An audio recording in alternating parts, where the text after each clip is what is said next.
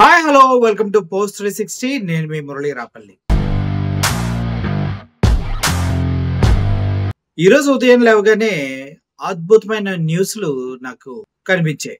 అవన్నీ మీకు షేర్ చేసుకోవాలంటే నాకు గ్యారంటీగా కొంత టైం కావాలి. ఇటు ఆంధ్రప్రదేశ్ ముఖ్యమంత్రి చంద్రబాబు నాయుడు గారు, అలాగే తెలంగాణ ముఖ్యమంత్రి రేవంత్ రెడ్డి గారు ఒక చెట్టు ఫలాలే టీడీపీ. అలాది అందమైన గురు శిష్యుల బంధం. రేవంత్ రెడ్డి గారు గురు శిష్యులు ఏంటి? మేము ఆయన నా సమకాలీయుడు, నేను ఆయన ఒక పార్టీలో పనిచేసాం అంటాడు. కానీ చంద్రబాబు నాయుడు గారు సీఎంగా ఉన్నప్పుడు రేవంత్ రెడ్డి గారు చంద్రబాబు నాయుడు గారి ముందు బచ్చా. అది మాత్రం వాస్తవం కదా. అయితే ఈ గురు శిష్యుల బంధం ఎంత స్ట్రాంగ్ అంటే, ఓటుకు నోటు కేసులో గురువు గారు బ్రీఫింగ్ ఇస్తే శిష్యుడు గారు బ్రీఫ్ కేసులు మోసుకెళ్లారు. అర్థమైంది కదా. గురువు గారు బ్రీఫింగ్ ఇచ్చారు, శిష్యుడు గారు బ్రీఫ్ కేసులు మోసుకెళ్ళి ఓటుకు నేటు కేసులో రెడ్ హ్యాండెడ్ గా బుక్ అయినటువంటి ఈ ఇద్దరు ముఖ్యమంత్రుల స్టోరీ ఇది. ఆలోచించిన ఆశాభంగం, మంచి తరుణం మించినా దొరకదు. ఎందుకంటే ఈ స్టోరీలో ఎంత సిమిలారిటీస్ ఉంటాయంటే అద్భుతమైన సిమిలారిటీస్ ఉంటాయి. ఎందుకంటే వీరిద్దరూ అనుకొని చేశారా, లేదంటే ఇలా చేస్తేనే మనం అధికారంలోకి వస్తారనుకున్నారో? కరెక్ట్ గా అక్కడ 6 గ్యారెంటీలు, ఇక్కడ సూపర్ 6లు. అక్కడ 6 గ్యారెంటీలు ఇవ్వలేదు తెలంగాణలో, ఇక్కడ సూపర్ 6 లేనే లేదు ఆంధ్రప్రదేశ్లో. మొదటి పాయింట్, డైవర్షన్ పాలిటిక్స్. అద్భుతమైన డైవర్షన్ పాలిటిక్స్. అక్కడేమో ఎత్తిపోతల పథకం అంతా తుస్సని అని అంటాడు, ఇక్కడేమో తిరుపతి లడ్డు బుస్సని అని అంటాడు.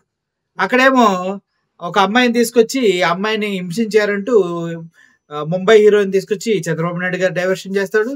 ఇక్కడేమో నాగార్జున గారి కన్వెన్షన్ కొట్టేసి డైవర్షన్ పాలిటిక్స్ చేస్తారు. అక్కడేమో ఐఎమ్ అన్అపాలజెటిక్ సనాతని అంటూ పవన్ కళ్యాణ్ గారు రోడ్లెక్కి హిందుత్వ భావాలను రెచ్చగొట్టే విధంగా ప్రేరేపిస్తారు చంద్రబాబు నాయుడు గారు.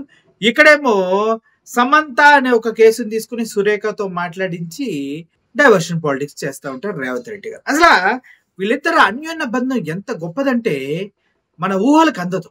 అటు 6 గ్యారెంటీలు లేవు, ఇటు సూపర్ 6లు లేవు. అద్భుతం. ఆయనేమో ఈరోజు న్యూస్ చూస్తే రాష్ట్రానికి నెలకి 23,000 కోట్లు ఖర్చు అవుతుంది మెయింటెనెన్స్ కి, కానీ నా దగ్గర 8,000 కోట్లే వస్తూ ఉంది ఇన్కమ్. ఇంకా 4,000 కోట్లు నేను ఎక్కడి నుంచి తేవాలి చెప్పండి, నేను రాష్ట్రాన్ని నడపలేకపోతున్నానని ఆయన అంటాడు. ఇక్కడ చంద్రబాబు నాయుడు గారేమో ఖజానా చూస్తే ఖాళీ, మీకెన్నో హామీలు ఇచ్చాను తమ్ముడు, కానీ ఖజానా ఖాళీ, మీకు ఇచ్చిన హామీలన్నీ ఖాళీ, మీకు పెట్టాం పెద్ద పంగనామం ఖాళీ అంటూ చంద్రబాబు నాయుడు గారు చెప్తారు. అరే అదే ఈ అమ్మ ఇద్దరే రా బాబు అనుకుంటే, ఎప్పుడైతే అల్లు అర్జున్ ఆంధ్రప్రదేశ్లో వైఎస్ఆర్సీపీ పార్టీ ఎమ్మెల్యేని కలవడానికి వెళ్ళాడు, అప్పటి నుంచి పవన్ కళ్యాణ్ గారు, చంద్రబాబు నాయుడు గారు అల్లు అర్జున్ పైన కన్నేసిన విషయం తెలిసిందే. ఎక్కడ దొరుకుతాడా అని ఆలోచిస్తే తెలంగాణలో రేవంత్ రెడ్డి గారికి దొరికాడు. ఆయన ఊరుకుంటాడా? గురువు కోసం గురుభక్తి చాటుకునే విధంగా అల్లు అర్జున్ ని కట్ట కేసులో ఫ్రేమ్ చేసి బుక్ చేశారు. అల్లు అర్జున్ గారు కూడా అక్కడ చేసిన తప్ప ఒప్ప అన్నట్టుగా చాలా మందికి డౌట్లు ఉన్నాయి. తప్పో ఒప్పో ఏదైనప్పటికీ కూడా అది అసెంబ్లీలో మాట్లాడే అంత పెద్ద టాపిక్ అంటే అల్లు అర్జున్ గురించి కానే కాదని చెప్పాలి. ఎందుకంటే ఆల్రెడీ అప్పటికే తెలంగాణలో గురుకుల పాఠశాలలో దగ్గర 48 నుంచి 52 మంది బాలికలు చనిపోయి ఉన్నారు ఫుడ్ పాయిజన్ అయ్యి. వాళ్ళ గురించి మాట్లాడలా. రైతులు రోడ్లు ఎక్కుతున్నారు, వాళ్ళ గురించి మాట్లాడలా. ఎవరి గురించి మాట్లాడకుండా రేవంత్ రెడ్డి గారు స్మూత్ గా బట్టతో డైవర్షన్ అలా అల్లు అర్జున్ పైకి తోసేశాడు. అదే డైవర్షన్ ఆంధ్రాలో కూడా అల్లు అర్జున్ పైన అలా కోసుకుంటూ వెళ్ళింది. ఈ కోసుకుంటూ వెళ్తాం పక్కన పెడితే, ఇప్పుడు రేవంత్ రెడ్డి గారు పాన్ ఇండియా సూపర్ స్టార్ అయ్యాడు. అల్లు అర్జున్ తగ్గేదలే అంటే రేవంత్ రెడ్డి తగ్గేదలే అన్నాడు. ఈయన తగ్గేదలే హీరోగా, ఈయన తగ్గేదలే విలన్ గా. ఎందుకంటున్నా అంటే ఇండియా మొత్తంలో హైయెస్ట్ కేసెస్ ఉన్న ముఖ్యమంత్రిగా రేవంత్ రెడ్డి రికార్డు కొట్టాడు. పాన్ ఇండియా కేసుల స్టార్ గా ఎదిగాడు. 89 కేసులు రేవంత్ రెడ్డి గారి పైన ఉన్నాయంట. పాన్ ఇండియా కేసుల స్టార్ రేవంత్ రెడ్డి గారంటూ తెలంగాణలో చాలా మంది ఆశ్చర్యపోతున్నారు. మా రేవంత్ రెడ్డి గారి పైన 89 కేసులా? నాకు కూడా తెలీదు. నిన్నటి వరకు జడ్సన్ గారు చెప్పే వరకు తెలీదు. 89 కేసులు అంటండి. ద గ్రేట్ పాన్ ఇండియా కేసుల పొలిటీషియన్, కేసుల ముఖ్యమంత్రి రేవంత్ రెడ్డి గారు అంటూ సోషల్ మీడియా హోరెత్తిపోతుంది. అంతేకాదు న్యూస్ ఛానల్ కూడా చెప్తూ ఉన్నాయి.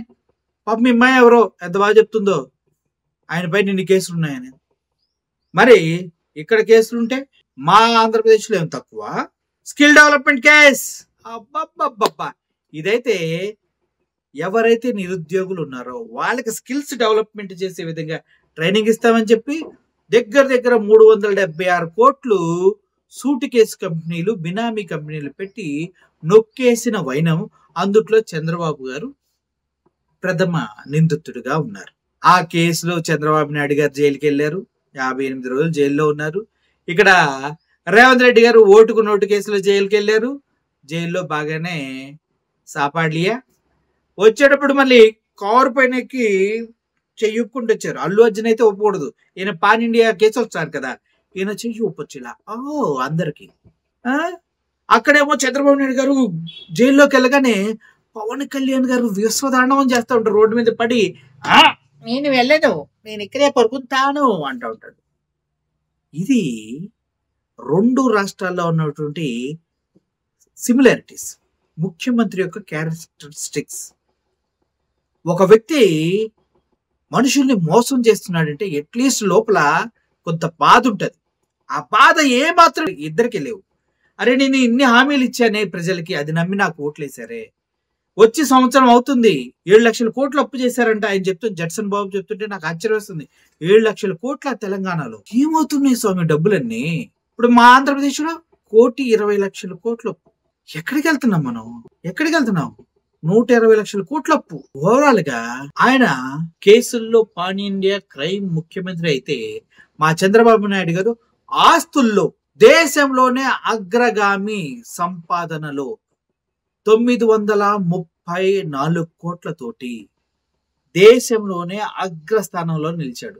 ఈయన పాన్ ఇండియా మిలినేరు, ఈయన పాన్ ఇండియా కేసుల హీరో.